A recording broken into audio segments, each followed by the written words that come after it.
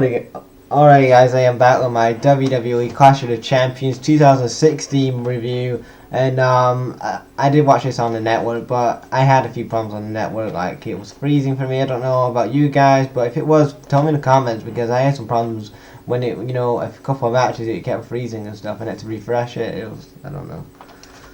But yeah, so the pre-show, I didn't watch the pre-show. Well, I did watch, I watched a bit of it.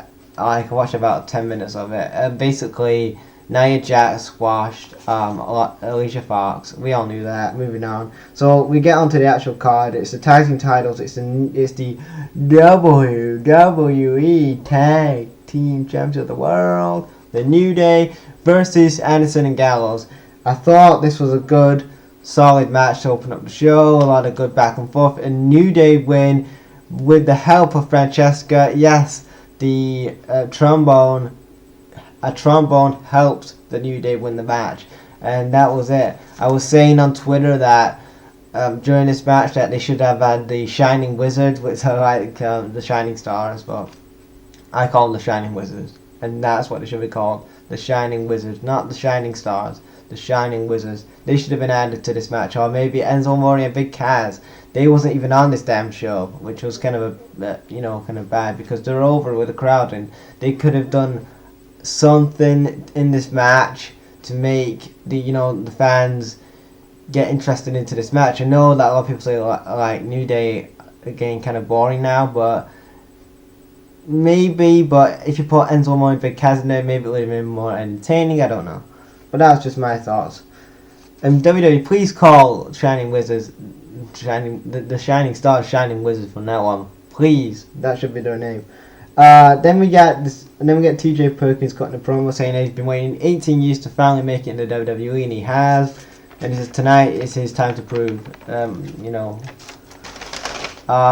then we get to the second match. It's for the Cruiserweight titles. TJ Perkins defending against Brian Kendrick. This was a good match. TJ Perkins, actually Brian Kendrick goes for 2 sliced breads. I hate that finisher. I hate the name of that finisher. I don't hate the finisher, but I hate the name of it. It's just so terrible. But yeah, TJ Perkins wins. I don't know what his finisher is.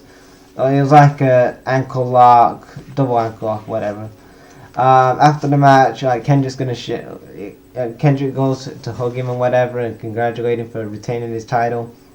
And then Kendrick he hugs him and he headbutts him. It's kind of funny. So yeah. So it looks like Brian Kendrick and TJ Perkins are going to continue feuding, going to Hell in a Cell.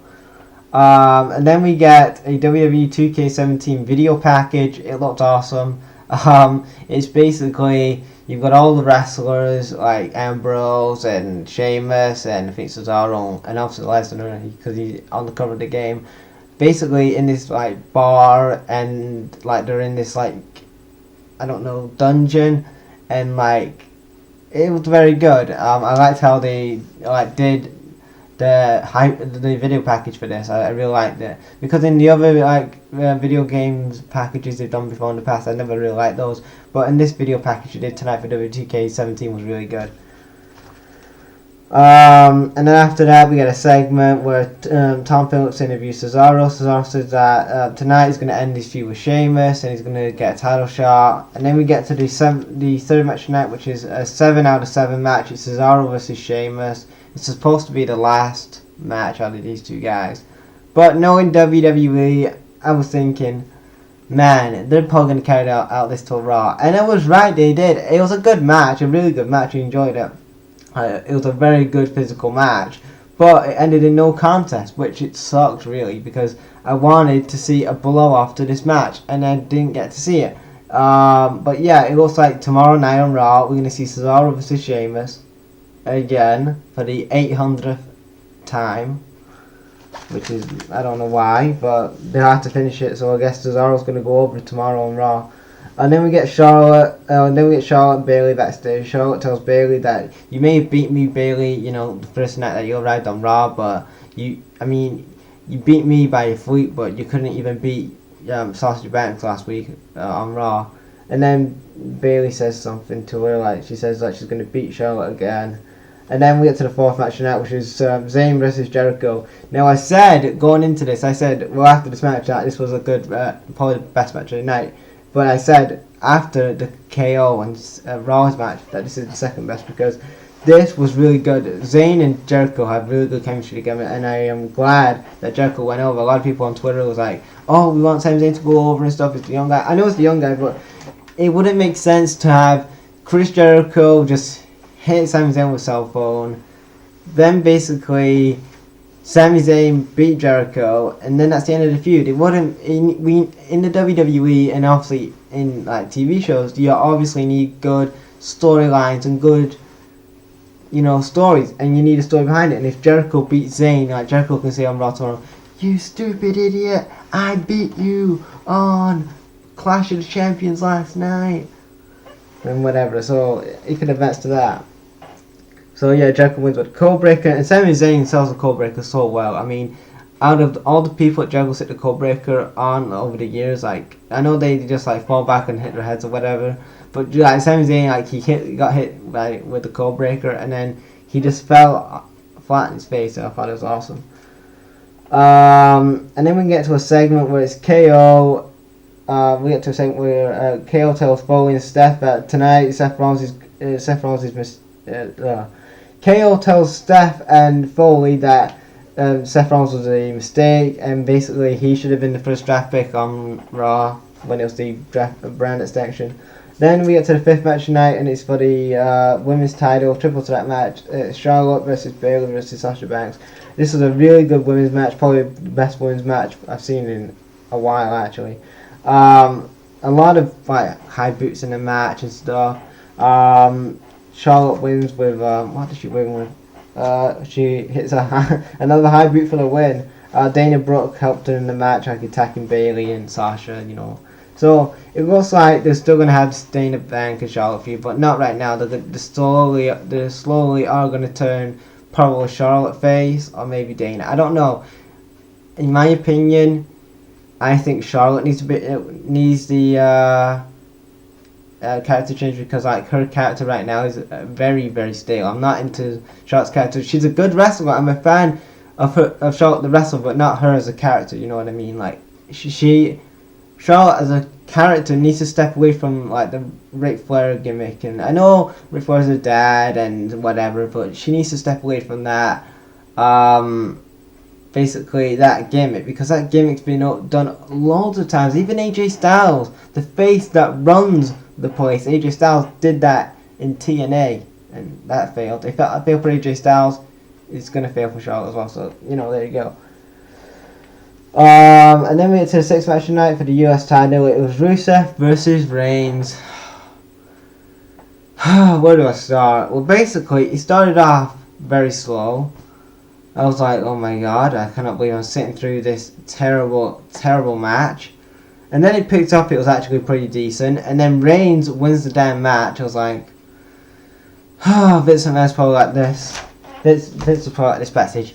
Oh, what a great business decision I did. Oh, I just made Roman Reigns the US champion again. Oh, fans are going to like him. Oh. And then soon as he won the belt tonight, they was like, boo, because Vince, you're so out of touch with us fans. We don't want to see Roman Reigns as the US champion, because he's not over. He's still green in the ring. It doesn't matter how many times you push a guy in the WWE, Vince. If it's Roman, I mean, it doesn't matter how many times you push Roman Reigns. This guy is not over with the fans. He can barely talk on the mic.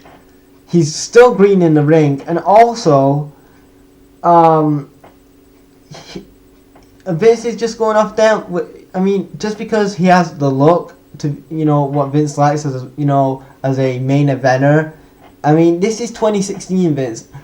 That bodybuilder, big guy gimmick worked in the 80s with Hulk Hogan, not in 2016 when you've got guys like who are telling like Seth Rollins, Kevin Owens, Sami Zayn, Samoa Joe, Bobby Roode, Austin Aries, all these other great talents you've got on your roster, and you want to keep pushing Roman Reigns?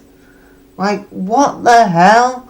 You've got all these great talents like Rusev as well. Like, I don't know where the hell Vince McMahon gets these ideas from, of thinking that if you put a US title on Roman Reigns, or a WWE World Heavyweight Championship, or put him with somebody like a Dean Ambrose for a tag team match or whatever, then he's going to get over the fence. No, because he's A, still green in the ring, B, he can barely talk on the mic, and C, nobody wants to see his ass because he's same as John Cena. He is like John Cena 2.0. He has the same 5 moves of doom. He can barely talk on the mic.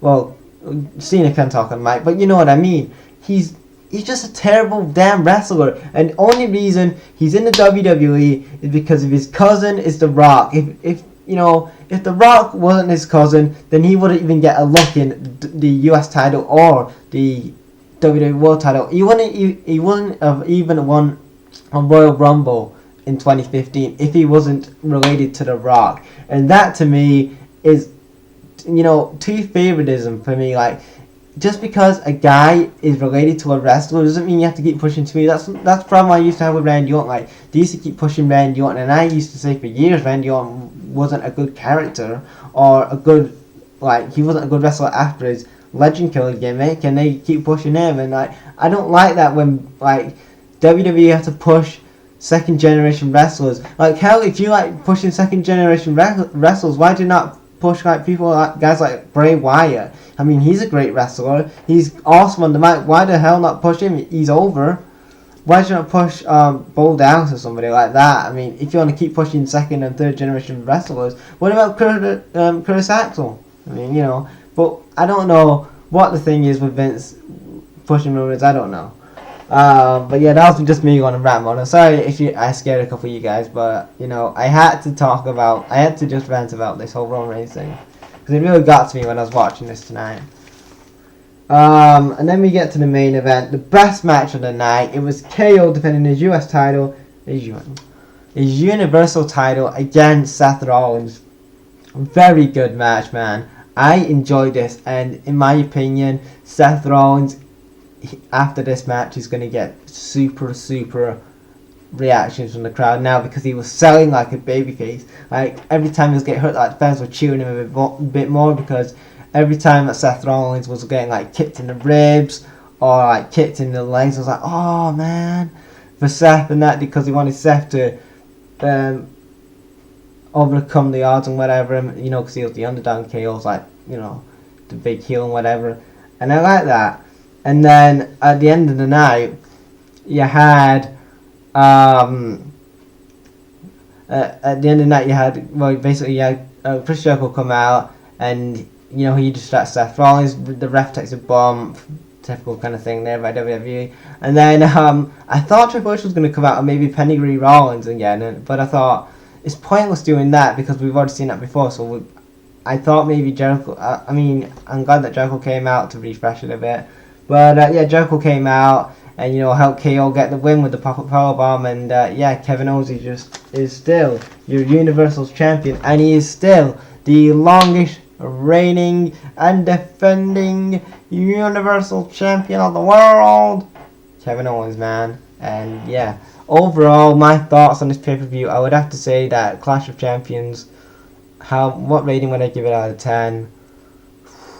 I would probably give it, from the 2 good matches we had on tonight's show, well, 3 if you say Cesaro and Sheamus, I would have to say, I'll give this a 7 out of 10, maybe 8 out of 10.